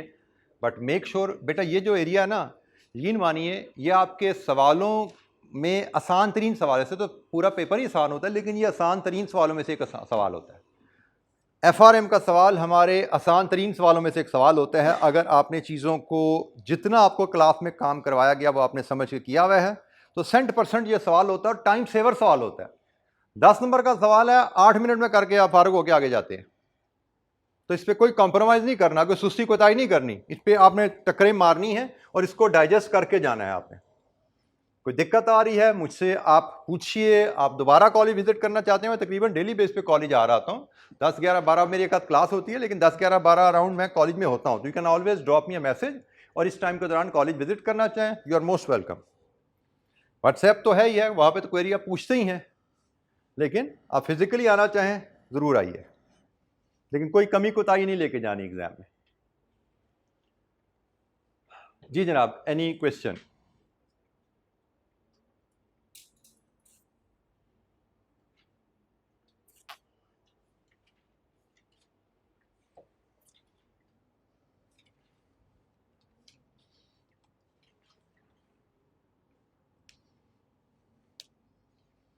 BFD में ना बेसिकली ये चूंकि हमें MCQ आते नहीं है तो हम ये टर्म डिस्कस ही नहीं करते FRA की। तो ये लॉजिकल सारा ठीक चीज़ चला था, इसकी वजह से थोड़ी कन्फ्यूजन थी, तो मुझे लगा कि अब आपसे बात करते करते मुझे ख्याल आ कि हम लॉजिक को समझ लेते हैं, इसको उलट करके निकाल ही देते हैं या उलट करके याद कर लेते हैं। बीएफडी में हम ये टर्म डिस्कस ही नहीं करते, लेकिन यहाँ पे आपको ये बताना है इसलिए ज़रूरी कि यहाँ पे आपको एमसीक्यू भी आ जाते हैं। बीएफडी में तो लॉन्ग क्वेश्चन आते हैं ना, तो हमें क्वेश्चन करने के लिए इन टर्म्स की ज़रूरत ही नहीं है एफआरए की। हमने क्लास में भी एफआरए के क्वेश्चन में ये टर्म हमें इस्तेमाल करने की ज़रूरत नहीं होती। हम FRA to borrow, FRA to deposit लिख देते हैं, वही काफ़ी है। बाय एफआरए, सेल एफआरए लिखना ज़रूरी नहीं होता वहाँ पे, लेकिन इधर हमें याद करना पड़ेगा।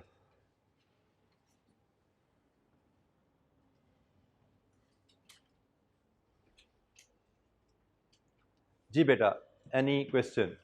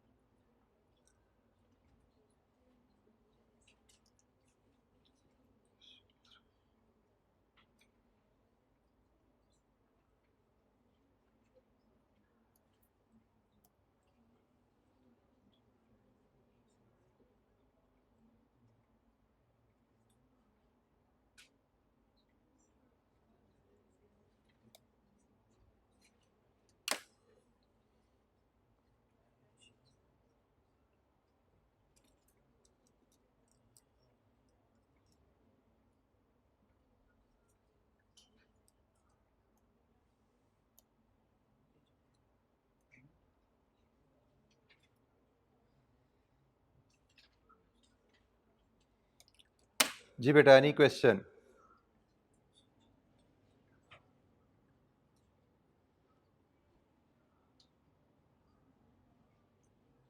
अच्छा बेटा, मैनेजरियल एनालिसिस के रेफरेंस से आपके साथी ने शुरू में कहा कि एथिक्स में ट्रिपल ए मॉडल के रेफरेंस से क्वेश्चन है, तो ट्रिपल ए मॉडल के रेफरेंस से पहली बात तो मैं बता दूं कि ये सिलेबस में तो कहीं यहाँ पे हमारे शामिल हो गया था, लेकिन टेस्टिंग फर्स्ट टाइम स्प्रिंग 25 में आके की है। इससे पहले एथिक्स में आईकैप के कोड ऑफ एथिक्स पे सवाल आता था, कभी वो हमारे सिलेबस से निकल गया क्योंकि ऑडिट में वो टेस्ट हो रहा है वहाँ पे, तो यहाँ से सिलेबस से निकाल दिया गया था कहीं इधर आके।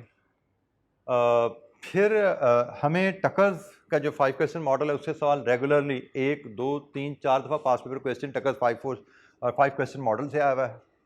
और रिसेंटली फर्स्ट टाइम क्वेश्चन हमें दिया गया है ट्रिपल ए मॉडल से। ट्रिपल ए मॉडल बेटा बेसिकली ना आपके लेवल के लिहाज से थोड़ा सा एडवांस लेवल मॉडल है कि फर्स्ट लेवल पे इतना मुश्किल मॉडल समझा जाता है। ये हाई लेवल जो आपकी एकेडमिक्स हैं उनमें भी इसको चैलेंजिंग मॉडल समझा जाता है। इसलिए एग्जामिनर ने शायद पहले इसको इतना टेस्ट नहीं इसको डिटेल में किया था। अभी भी अगर आप देखें तो बेशक सवाल जैसा भी था, इसका पास रेट इस क्वेश्चन का मैं भी देखा था 39% इसका पास रेट है, विच इज़ नॉट बैड। जिस तरह का मुश्किल टॉपिक है उसके लिहाज से एग्जामिनर ने इसका जो सवाल जो सेट किया था उसकी जो मार्किंग है वो इतनी बुरी नहीं है। 39% इज़ नॉट बैड स्कोर।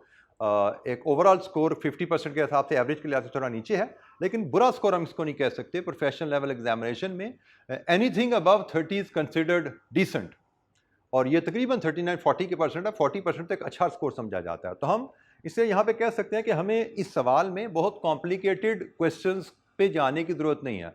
हमें सिर्फ फोकस जो करना है ना, जैसे हमने मॉडल पढ़ा था,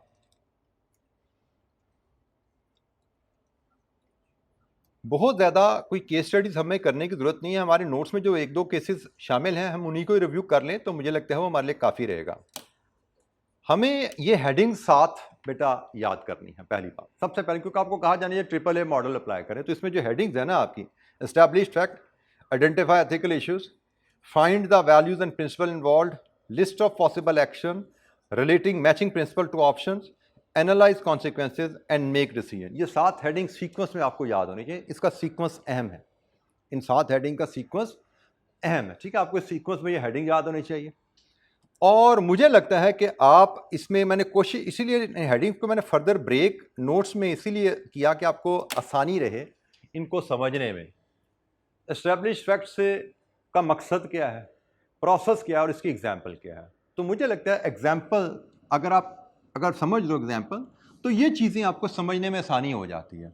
हमें लिखना इतनी डिटेल में नहीं है, हमें तो बेसिकली उसने कहना है जी एस्टैब्लिश फैक्ट में बताइए आपके केस में फैक्ट क्या है। तो आपने कहानी पढ़ के आपको हेडिंग पता है ना, तो आपने फैक्ट निकाल के सामने रख देने कि भाई मसला यहाँ पे है क्या, सॉरी केस क्या है, फैक्ट क्या है। अभी इशू नहीं बताया, इशू तो नीचे आ रहा है, उस ये है फैक्ट और ये है उस फैक्ट में एथिकल इशू कि भाई इसमें एथिकल मसला क्या है। मतलब केस है जी हम खरीदारी करने जा रहे हैं, ये फैक्ट है। अच्छा खरीदारी करने में एथिकल इशू क्या है जी, जो वो सेलर और बायर आपस में रिश्तेदारी है उनकी, ये एथिकल इशू आ गया कि भाई आर्म लेंथ ट्रांजेक्शन शायद ना हो, ठीक है ना, एथिकल इशू आ गया। तो फैक्ट भाई काम ट्रांजैक्शन है क्या और उस ट्रांजैक्शन में एथिकल इशू क्या है, ठीक है। तो ये अगर आपको ये हेडिंग याद है तो इस एग्जांपल से आप आसानी से चीज़ों को रिलेट कर सकोगे एग्जामिनेशन में। Find the values and principle involve, कि भाई जैसे आपने एक इशू आइडेंटिफाई किया, अब ये इशू इंडिपेंडेंस का है, इंटेग्रिटी का है, वैल्यू से मराद वो प्रॉब्लम किस एथिकल वैल्यू को हिट कर रहा है। इंडिपेंडेंस, इंटेग्रिटी, ऑडिटर में वैल्यूज पढ़ी हुई ना आपने, एथिकल वैल्यूज आपने पढ़ी हुई, तो आपकी उसको कोड ऑफ एथिक्स में कितनी वैल्यूज आती हैं आपके वहाँ पे, 5। तो समझो आप उनमें से किसी वैल्यू से जाकर रिलेट करना है आपने कि ये जो हमने इशू आइडेंटिफाई किया है ये इंडिपेंडेंस का है, ये इसमें ऑब्जेक्टिविटी का इशू है। जी बिल्कुल बेटा, इसमें आप वो भी जिक्र कर सकते हैं, वो भी जिक्र कर सकते हैं कि आपकी सिर्फ वो तो ऑडिटर्स के कोड ऑफ एथिक्स की वैल्यू है ना, उससे हट जाओ, उसके सेट ऑफ वैल्यू से निकल जाओ, सोशल वैल्यूज और नॉर्म्स के अगेंस्ट कोई बात है, अब उसको भी डिस्कस कर सकते हैं इसमें कि आपकी ये जो प्रॉब्लम आपके किन सेट ऑफ वैल्यूज के अगेंस्ट है, कौन से एथिकल वैल्यूज है जिनके अगेंस्ट है ये इशू, ठीक है ना। जैसे मैंने आपको कहा कि मैं ऑडिटर हूं और मेरा एक बिजनेस पार्टनर मेरे क्लाइंट का CFO है, तो भाई ये इशू आ गया, मतलब हमने एथिकल इशू आइडेंटिफाई किया। एथिकल इशू क्या कि भाई एंगेजमेंट पार्टनर का करीबी दोस्त या बिजनेस पार्टनर एक उसके क्लाइंट पे CFO है, ये एथिकल इशू आ गया। अब आ जाएगा वैल्यू, कौन सी एथिकल वैल्यू से हिट हो रही है, समझ आ रही बात। अब इस पे आप वैल्यू मुझसे बेहतर समझा बता सकते हो कौन सी एथिकल वैल्यू है जहाँ पे हिट होगी। वैल्यूज एंड प्रिंसिपल इन्वॉल्व, जैसे यहाँ पे इसने कहा, मैं अगर हम पढ़ ही लेते हैं, ये एक एग्जाम्पल्स की पढ़ते जाते हैं यहाँ से। An employee notices that company is disposing of industry waste into a nearby river, which may be against the environmental laws. Important facts include the location of dumping, the chemical composition of waste, the parties responsible and existing company policy on waste disposal. ये आपकी आगे जी fact. Ethical issue क्या है इसमें? Ethical issue is the waste dumping scenario include environmental harm, violation of legal regulation, and disregard to community safety and the company's failure to uphold sustainability commitments. ठीक है जी, ये इस फैक्ट्स में ethical issues क्या हैं. फिर आगे, the conflict may involve the company's value of protecting environment versus its desire to maximize operating costs, legal compliance, corporate social responsibilities and professional integrities are key principles. जो सारे issue में जो compromise हो, अब जरूरी नहीं है सारे आपको आप समझ आए वहां पे. इसने तो 6 की लिस्ट दे दी. आप तो एग्जाम में 1 या 2 पॉइंट समझ आते हैं ना, 1 या 2 लिख दो. 6 की लिस्ट लिखोगे तो 10/10 नंबर मिलेंगे, लेकिन 6 की जगह 2 लिख दोगे तो 10 में से 8 फिर भी मिल जाएंगे आपको इंशाअल्लाह. ठीक है, तो आपको ये बेटा चीज ध्यान में रखनी होती है कि ये जो सोल्यूशंस होते हैं केसेस के या जो कि एग्जांपल्स में, ये आपको समझाने के लिए डाइवर्स और आप कह लो कि एक लार्जर कॉन्टेक्स्ट में चीज़ें लिखी जाती है ताकि आपको डिफरेंट अंदाज में चीज़ें समझाई जाए. एग्जाम में आपने इतनी डिटेल में चीज़ें लिखना आपसे रिक्वायर्ड होता नहीं है. एग्जाम में आपको जो मार्क्स आपके सामने हैं उसके हिसाब से आपने लिखना होता है. और यहाँ पे सोल्यूशन में 6 पॉइंट लिखे हुए, आपने 2 या 3 लिख दिए तो आपके लिए वो भी एग्जाम में काफ़ी होते हैं. 100/100 नंबर दिलवा जाते हैं बात का. लिस्ट पॉसिबल एक्शंस, तो जनाब यहाँ पे एग्जाम्पल से हम सीधा पढ़ें. Ignore the issue, assume it will be addressed by others, report the issue anonymously to authorities or whistleblowing platform, communicate the issue to the company's management team, collaborate with the external agencies to ensure proper waste disposal measure. ये different possible action है. आपके सामने एक ethical issue आ गया, आपके सामने, आप as auditor हो, एज एम्प्लॉई हो, आप किसी भी रोल में, अब आप क्या क्या एक्शन ले सकते हो. जैसे उसने कहा जी कुछ ना करो, ये भी एक पॉसिबल एक्शन है ना. खामोश हो गए, खुद ही देख लेंगे जी, गवर्नमेंट अथॉरिटी बैठी नहीं देखने के लिए वेस्ट, मेरा काम तो नहीं है वेस्ट डिस्पोजल को आइडेंटिफाई करना. ये भी पॉसिबल एक्शन हो सकता है. एक्शन तो है, वो रहता बात हम नीचे उसको रिजेक्ट कर देंगे कि एथिकल स्टैंडर्ड्स पे ये एक्शन ठीक नहीं है, कि अगर मेरे सामने कोई अनएथिकल चीज़ आई है तो I have some responsibility to take some action. ये वाला एक्शन नो एक्शन है basically. Report the issue anonymously to authorities, communicate with the top management और कोलैबोरेट विद एक्सटर्नल एजेंसीज इसको हल करने के लिए. Match the principal to options. जी बेटा,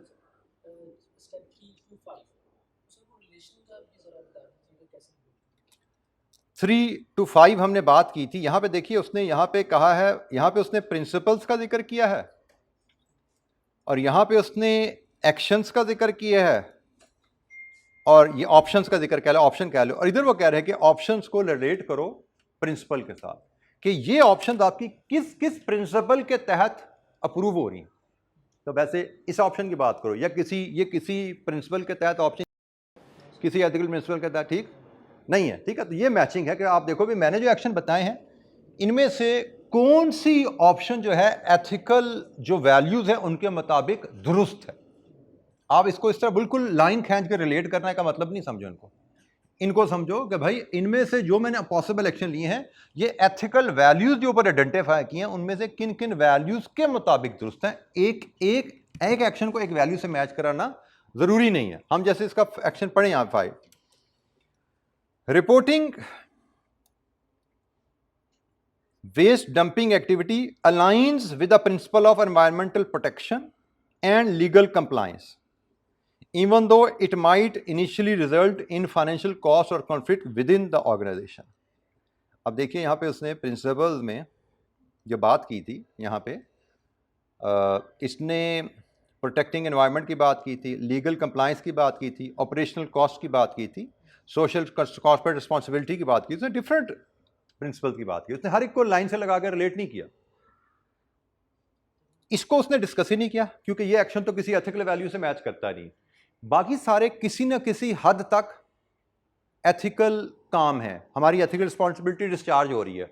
मैं एनोनिमसली अथॉरिटीज़ को बताऊं, विसल ब्लोइंग करूं, मैं टॉप मैनेजमेंट से कम्युनिकेट करूं या मैं एक्सटर्नल एजेंसी के साथ मिलकर डिस्पोजल के मेजर्स लूं, ये तीनों एथिकल लेवल पे काम ठीक है. बेहतरी की जानिब मेरा रोल है, इसमें बेहतरी की जानिब रोल नहीं है, इसको डिस्कस ही नहीं किया गया. इन तीनों को कलेक्टिवली उसने काम किया कि आप रोल प्ले कर रहे हैं मामले को हल करने के लिए और उसमें आप क्या क्या काम करेंगे. आप लीगल कंप्लायंस इंश्योर कर लेंगे, आपकी इनिशियल कॉस्ट शायद बढ़े लेकिन लॉन्ग रन में आपके इदारे के रिजल्ट्स बेहतर हो जाएंगे. और कॉन्फ्लिक्ट विद इन ऑर्गेनाइजेशन भी आ सकती हैं. कुछ लोग कहेंगे भी गलत कर दिया आपने, अथॉरिटी को बता दिया, ये बात ठीक नहीं है. तो एनीवेज आपने to the best of your understanding कि भाई हमने जो एक्शन यहाँ पे आइडेंटिफाई किए हैं ये एक्शन हमारे एथिकल वैल्यूज में किस किस को एड्रेस कर पा रहे हैं। एनालाइज कॉन्सिक्वेंसेस, हमारे एक्शंस के कॉन्सिक्वेंसेस क्या होंगे, किस एक्शन का कॉन्सिक्वेंसेस ठीक है किसका बुरा है। जैसे यहाँ पे उसने कहा जी if the issue is reported company में face financial penalties but it can repair trust and adopt sustainable practice. If ignored, mainly तो दो ही एक्शन है ना, एक कुछ ना करो कुछ करो, कुछ करने के तीन उसने फर्दर सब ऑप्शन बनाए हैं। If ignored situation could escalate leading to environmental harm, public backlash and stricter legal action causing long term reputational and financial damage. Make the decision ले लो। The employee might decide to report the waste dumping issue to the management और regulatory authorities, ensuring corrective action is taken while minimizing the harm to the stakeholders. This decision emphasizes transparency, accountability and protection of public and environmental welfare. ये आखिरी जुमला ना भी लिखा हो तो भी डिसीजन हमारा हो गया। 7 हेडिंग सीक्वेंस में याद रखनी है और उसके बाद आप अगर इस एग्जाम्पल को ये जिस अंदाज में लिखी हुई है इसको समझ के पढ़ा हो ना तो सवाल जो मर्जी आ जाए आप कुछ ना कुछ 10 में से 5, 6, 7, 8, 5 से 8 नंबर आप ले लोगे इंशाअल्लाह। सिर्फ इस केस स्टडी को जो आप जिस अंदाज में ये बिल्ड की गई है इसको जिस अंदाज में ये लिखी गई है इसी तरह बार बार 2-3 दफ़ा समझ के पढ़ने की कोशिश करोगे, आहिस्ता आहिस्ता चीज़ें फिट इन इंशाअल्लाह आपके ज़हन में बैठ जाएंगी इंशाअल्लाह। जी जनाब, एनी क्वेश्चन, कोई और मसला मसाइल? बाकी मैंने आप लोगों से इंशाअल्लाह इसके मैनेजरियल के क्वेश्चन तो साथ साथ मैं डिस्कस करता आया था क्लास में स्प्रिंग 25 के। फाइनेंस के क्वेश्चन मैंने एक बजटिंग का डिस्कस कर लिया, इंशाल्लाह कोशिश करूंगा विद इन नेक्स्ट 5-6 डेज आपको बाकी क्वेश्चन के सोल्यूशन भी आपके मदद शेयर कर लिए जाएं ताकि अगर आप स्प्रिंग 25 का क्वेश्चन पेपर कर चुके हो तो अपनी एवेल्यूएशन के लिए उसकी डिस्कशन वहाँ पे देख सको।